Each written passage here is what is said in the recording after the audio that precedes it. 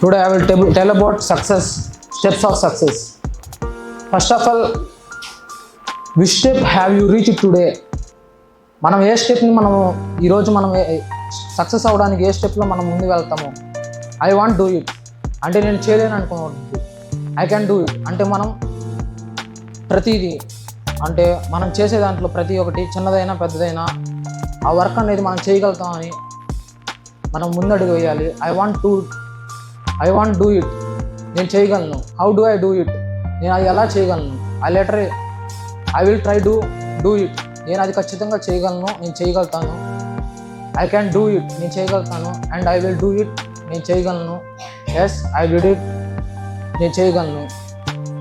అందరూ సక్సెస్ గురించి చెప్పారు. ఒక ఎగ్జాంపుల్ చెప్తాను. ఒక 10th క్లాస్లో ఇద్దరు స్టూడెంట్స్ ఉన్నారు, ఇద్దరు ఫ్రెండ్స్.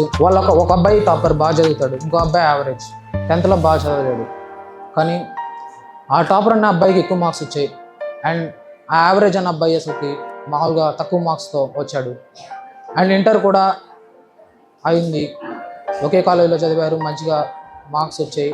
అండ్ జాబ్ టయానికి వచ్చేసరికి ఆ యావరేజ్ అబ్బాయికి జాబ్ వచ్చింది, ఆ టాపర్ అనే అబ్బాయికి జాబ్ రాలేదు. ఎందుకంటే ఆ టాపర్ అనే అబ్బాయి ఏంటంటే తను కేవలం చదువుకునేది మార్క్స్ కోసం మాత్రమే చదివాడు.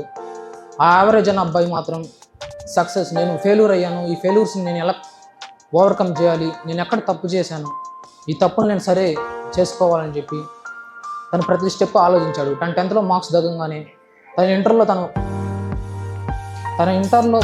నేను ఏ స్టెప్స్ 10thలో చేశానో అవి రెక్టిఫై చేసుకొని తను ఇంప్రూవ్ అయ్యాడు. అంటే తను ప్రతి ఒక్క స్టెప్కి ఇంప్రూవ్ అవుతూ వచ్చాడు. అలాగే తన కమ్యూనికేషన్ని అండ్ ఫ్రెండ్స్తో కమ్యూనికేషన్ చేయడం వల్ల తను కొద్దిగా తెలుసుకోవడం అని జరిగింది. దాని ద్వారా తనకి మంచి అవుట్కమ్ అని వచ్చే ద్వారా మంచి జాబ్ రావడం జరిగింది.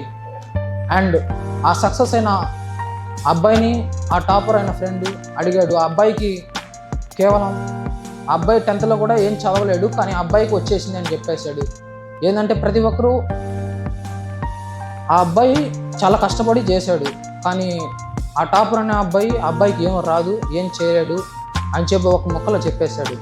ఎందుకంటే ఆ సక్సెస్ని తను పడిన ఫెయిల్యూర్స్ని, తను సక్సెస్ అవడానికి ఫెయిల్యూర్స్ని ఏం చూడలేదు.